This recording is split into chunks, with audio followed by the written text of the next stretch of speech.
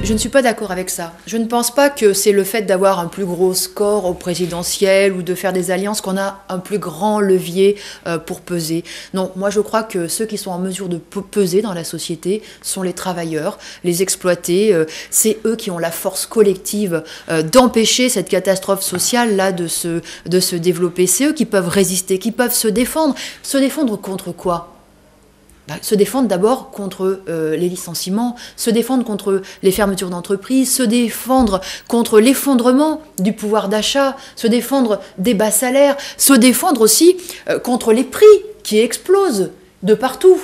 En Outre-mer, ô combien quand on voit effectivement la vie chère, quand on voit que les produits alimentaires, que le gaz, l'électricité ont augmenté sans commune mesure avec les salaires.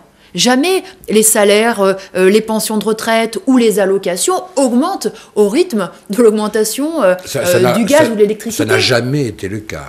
Ça n'a jamais été le cas, mais il y a eu des périodes où, y compris les salaires, étaient davantage indexés. Eh bien, ça, c'est une mesure, c'est un objectif que nous défendons à nouveau. Cette idée qu'à chaque fois que les prix augmentent, les salaires, les pensions de retraite et les allocations augmente, de façon à ce qu'on ne soit pas poussé dans la misère. C'est-à-dire, à nouveau, reparler de l'échelle mobile des salaires. C'est une vieille revendication du mouvement ouvrier, qu'on retrouve d'ailleurs dans les derniers mouvements qui ont eu lieu en Guadeloupe, en Martinique, à Mayotte. Cette nécessité-là de se battre pour effectivement que le pouvoir d'achat ne dégringole pas, elle est évidente pour n'importe quel travailleur.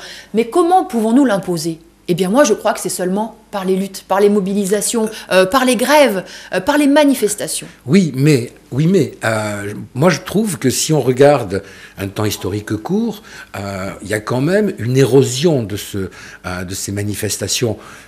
Je suis assez vieux pour avoir connu des manifestations d'1 million de personnes. Ça fait longtemps qu'on n'a pas vu 1 million de personnes dans les rues.